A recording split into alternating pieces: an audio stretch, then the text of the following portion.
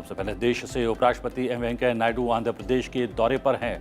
आज वो मछलीपट्टनम में स्वर्गीय पिन्निन्ना मेनानी कोटेश्वर राव की प्रतिमा का अनावरण करेंगे और प्रजा मंदिराम अतकुर में स्वर्ण भारत ट्रस्ट के छात्रों के साथ बातचीत भी करेंगे। इसके अलावा वो प्रजा मंदिराम स्वर्ण भारत ट्रस्ट के चंद्रहास और शेष गिरिराव द्वारा संपादित पुस्तक नायू डामा ऐसे speeches and notes and others का विमोचन भी करेंगे। प्रधानमंत्री नरेंद्र मोदी आज से 3 दिन के गुजरात के दौरे पर हैं। मोदी आज गांधीनगर में विद्यालयों की कमान और नियंत्रण केंद्र का दौरा करेंगे।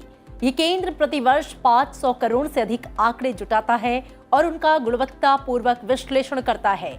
इसके साथ ही आर्टिफिशियल इंटेलिजेंस और डाटा विश्लेषण के जरिए विद्यार्थियों की सीखने की क्षमता में वृद्धि करता है।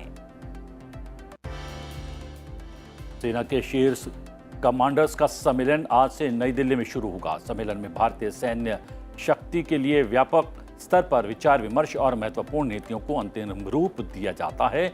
5 दिन तक चलने वाले इस सम्मेलन में भारतीय सेना के वरिष्ठ अधिकारी सीमा की स्थिति, संपूर्ण परिदृश्य में खतरों का आकलन और इनसे निपटने की तैयारियों और क्षमता विकास पर चर्चा करेंगे। विचार विमर्श के दौरान सीमावर्ती इलाकों में बुनियादी ढांचे का विकास, स्वदेशी के माध्यम से आधुनिकीकरण और आधुनिक तकनीक का इस्तेमाल और रूस यूक्रेन युद्ध का प्रभाव प्रमुख मुद्दे होंगे। रक्षा मंत्री राजनाथ सिंह के गुरुवार को सम्मेलन में वरिष्ठ कमांडर्स से मिलने और उनको संबोधित करने की संभावना है। गौरतलब है कि सैन्य कमांडरों का सम्मेलन साल में 2 बार अप्रैल और अक्टूबर में आयोजित किया जाता है। मॉरिशस के प्रधानमंत्री प्रविंद कुमार जगन्नाथ प्रधानमंत्री नरेंद्र मोदी के आमंत्रण पर 8 दिन की भारत यात्रा पर हैं। उनके साथ उनकी पत्नी कोबिता जगन्नाथ और एक उच्च स्तरीय शिष्टमंडल आया है। इस यात्रा के दौरान मॉरिशस के प्रधानमंत्री 19 अप्रैल को गुजरात के जामनगर में विश्व स्वास्थ्य संगठन के सहयोग से बनाए जा रहे पारंपरिक वैश्विक औषधि केंद्र की आधारशिला रखे जाने के कार्यक्रम में हिस्सा लेंगे। इसके साथ ही वह प्रधानमंत्री मोदी के साथ 20 अप्रैल को गांधीनगर में वैश्विक आयुष निवेश और नवाचार सम्मेलन में हिस्सा लेंगे। वे भारत प्रवास के दौरान वाराणसी भी जाएंगे। उनकी ये यात्रा भारत और मॉरिशस के बीच प्रगाढ़ द्विपक्षीय संबंधों के नजरिए से बेहद महत्वपूर्ण मानी जा रही है।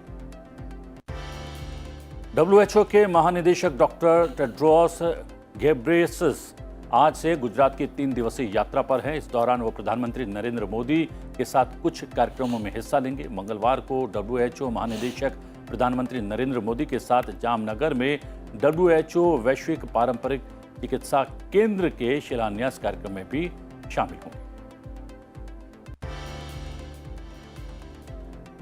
देश भर के सभी बैंक, फॉरेक्स और सिक्योरिटी मार्केट आज से 10 के बजाय 9 बजे खुलेंगे। बैंकों को 1 घंटे पहले खोलने का निर्देश RBI की तरफ से जारी किया गया है। रिजर्व बैंक ने इस निर्देश के बाद बैंकिंग से जुड़े काम के लिए आम लोगों को 1 घंटे का अतिरिक्त समय दिया है।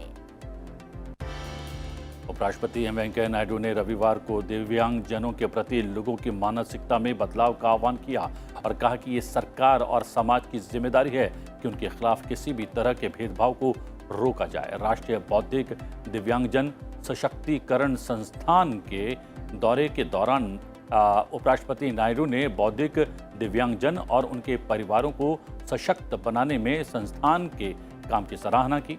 प्रौद्योगिकी से दिव्यांगजन अछूते न रहें, ये सुनिश्चित करने पर जोर देते हुए उपराष्ट्रपति ने देश में राष्ट्रीय संस्थानों और विश्वविद्यालयों से सुलभ स्मार्ट प्रौद्योगिकी से संबंधित अपने काम में तेजी लाने का भी आग्रह किया। प्रधानमंत्री नरेंद्र मोदी ने ट्वीट कर मन की बात पर पत्रिका साझा की है। प्रधानमंत्री ने ट्वीट किया कि पिछले महीने के मन की बात पर ये एक दिलचस्प पत्रिका है जिसमें हमने कई विषयों जैसे कि भारत के निर्यात में बढ़ोतरी, आयुर्वेद, स्टार्टअप, जल संरक्षण और पारंपरिक मेलों पर चर्चा की। प्रधानमंत्री ने 24 अप्रैल को मन की बात के अगले संस्करण से जुड़ने का आग्रह भी किया है। और देश के बाद चलिए अब नजर डाल लेते हैं राज्यों से जुड़ी खबरों पर। सुप्रीम कोर्ट लखीमपुर खीरी हिंसा मामले के मुख्य आरोपी व केंद्रीय मंत्री अजय मिश्रा के बेटे आशीष की जमानत रद्द करने की मांग वाली याचिका पर आज फैसला सुनाएगा। इलाहाबाद हाई कोर्ट ने 10 फरवरी को आशीष मिश्रा को जमानत दी थी। दिल्ली के जहांगीरपुरी में हनुमान जन्मोत्सव पर शनिवार शाम शोभा यात्रा पर पथराव के बाद भड़की हिंसा मामले में पुलिस ने मुख्य आरोपी अंसार समेत 22 लोगों को गिरफ्तार कर लिया है। इनके अलावा 2 नाबालिग भी पकड़े गए हैं। इलाके में फिलहाल तनावपूर्ण शांति का माहौल है। गृह मंत्रालय ने एहतियात के तौर पर सीआरपीएफ और आरएएफ की 5 और कंपनियां भेज दी हैं। दिल्ली पुलिस ने पूरे मामले की जांच क्राइम ब्रांच को सौंप दी है। मणिपुर की सत्ता में वापसी के 1 महीने के बाद शनिवार को मुख्यमंत्री बीरेन्द्र सिंह ने अपने मंत्रिमंडल का विस्तार किया। मंत्रिमंडल विस्तार के 1 दिन बाद बीरेन्द्र सिंह सोमवार यानी कि आज दिल्ली में प्रधानमंत्री नरेंद्र मोदी से मुलाकात करेंगे। संभावना ये जताई जा रही है कि मुलाकात के दौरान मंत्रिमंडल विस्तार और मंत्रियों के विभाग के बंटवारे को लेकर चर्चा हो सकती है। वहीं त्रिपुरा के मुख्यमंत्री बिप्लब कुमार देब भी आज शाम को ही राज्य के मुद्दों पर चर्चा करने के लिए केंद्रीय गृह मंत्री अमित शाह से मुलाकात करेंगे। प्रवर्तन निदेशालय ने अन्नाद्रमुक नेता टीटीवी दिनाकरन को पूछताछ के लिए 22 अप्रैल को पेश होने के लिए नया समन जारी किया है। ईडी के अधिकारियों ने बताया कि उन्हें यह समन चुनाव आयोग के अधिकारियों को कथित रूप से घूस देने से जुड़े मनी लॉन्ड्रिंग मामले में भेजा गया है। इस मामले में ईडी उनसे पूछताछ करेगी। दिनाकरन पर 2 पत्तियों वाले चुनाव चिन्ह पर आयोग का फैसला अपने गुट के पक्ष में कराने के लिए रिश्वत देने की कोशिश करने का आरोप है।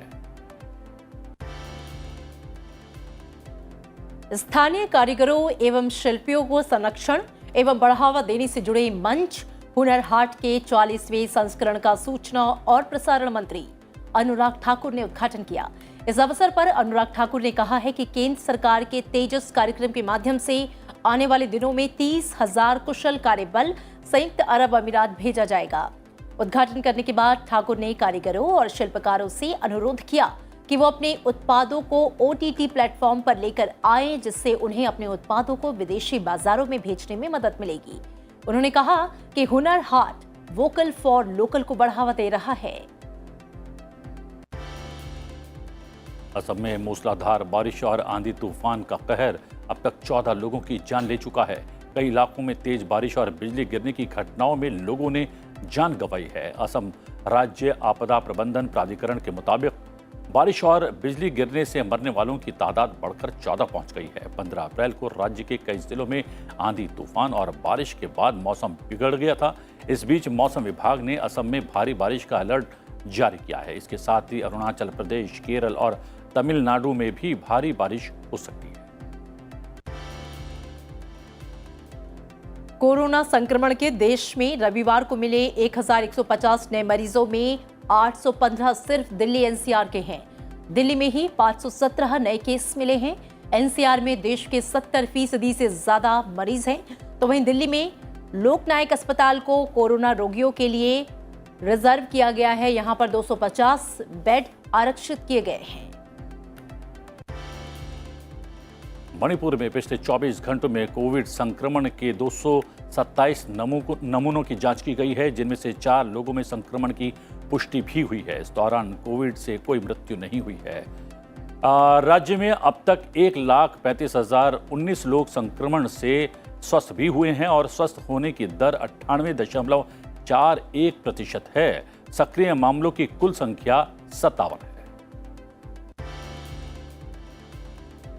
ई ऑफिस पर फाइलों का निपटारा करने में जम्मू कश्मीर देश का पहला राज्य बन गया है। जी हां, केंद्र शासित प्रदेश जम्मू कश्मीर में सरकार ई ऑफिस के जरिए जवाबदेही और सार्वजनिक वितरण सेवा प्रणाली को बढ़ावा दे रही है। सभी विभागों में इससे प्रभावी और पारदर्शी कार्य प्रणाली को बढ़ावा मिल रहा है। ई ऑफिस के कार्यान्वयन में से फाइलों के निपटान की दर अब 96% के सर्वाधिक उच्च स्तर पर पहुंच गई है। 305 विभाग अध्यक्ष अब ई ऑफिस पर हैं, जबकि सभी अधिकारियों के लिए ई फाइलें सुलभ है।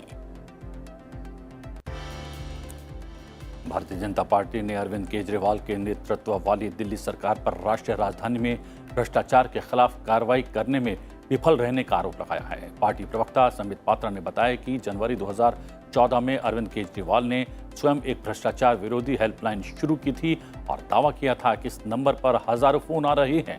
उन्होंने दिल्ली के मुख्यमंत्री पर आरोप लगाया कि वो भ्रष्टाचार के मुद्दे पर कुछ नहीं कर रहे, केवल राजनीति कर रहे हैं।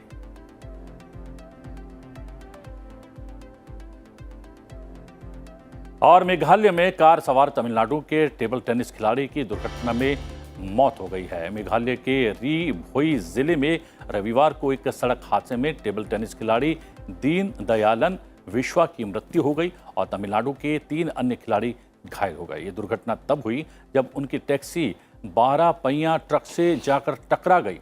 तमिलनाडु राज्य के 4 खिलाड़ी 83वीं senior national table tennis championship में हिस्सा लेने के लिए एक पर्यटक टैक्सी में गुवाहाटी हवाई अड्डे से शिलोंग जा रहे थे।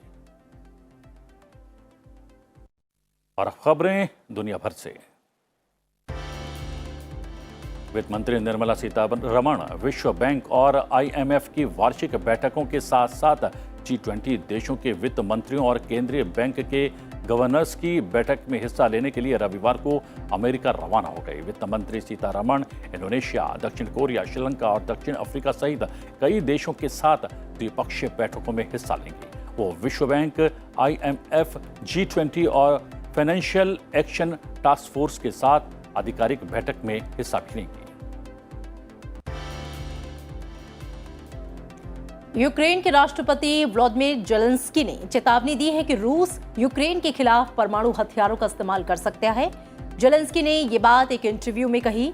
जेलेंस्की ने परमाणु हमले से पैदा होने वाले विकिरण से बचाव के लिए आवश्यक बंदोबस्त करने और दवाओं का इंतजाम करने के लिए कहा है। जेलेंस्की से पहले अमेरिकी खुफिया एजेंसी CIA के निदेशक यूक्रेन पर परमाणु हमले का खतरा जता चुके हैं। ब्रिटिश प्रधानमंत्री बोरिस जॉनसन पहली भारत यात्रा पर 21 अप्रैल को अहमदाबाद पहुंचेंगे। उनका ये दौरा भारत ब्रिटेन के द्विपक्षीय संबंधों के साथ ही मौजूदा वैश्विक भू राजनीतिक हालात में संतुलन कायम करने में अहम है। भारत के साथ कारोबारी संबंधों को और मजबूत करने की दिशा में ब्रिटिश PM को बड़ी निवेश की घोषणाओं के साथ स्वास्थ्य विज्ञान और प्रौद्योगिकी में अहम करार होने के भी आसार हैं। पाकिस्तान ने युद्ध प्रभावित अफगानिस्तान को भारत के मानवीय सहायता के तौर पर 50,000 मीट्रिक टन गेहूं तथा जीवन रक्षक दवाएं अटारी वाघा सीमा चौकी के जरिए भेजने की अवधि रविवार को 2 और महीने के लिए बढ़ा दी है। मानवीय सहायता के परिवहन के लिए दी गई समय अवधि 21 मार्च 2022 को समाप्त हो गई थी। विदेशी मुद्रा के गंभीर संकट से जूझ रहे श्रीलंका में सरकार का एक प्रतिनिधि मंडल रविवार को अमेरिका के लिए रवाना हो गया, जहां वो $4 अरब का राहत पैकेज पाने के लिए अंतर्राष्ट्रीय मुद्रा कोष से बात करेगा। वहीं मदद मिलने तक श्रीलंका ने भारत को ब्रिजिंग फाइनेंस उपलब्ध कराने का अनुरोध किया है। बता दें कि भारत की ओर से श्रीलंका को $2.4 अरब की मदद लाइन ऑफ क्रेडिट के रूप में उपलब्ध कराई जा चुकी है।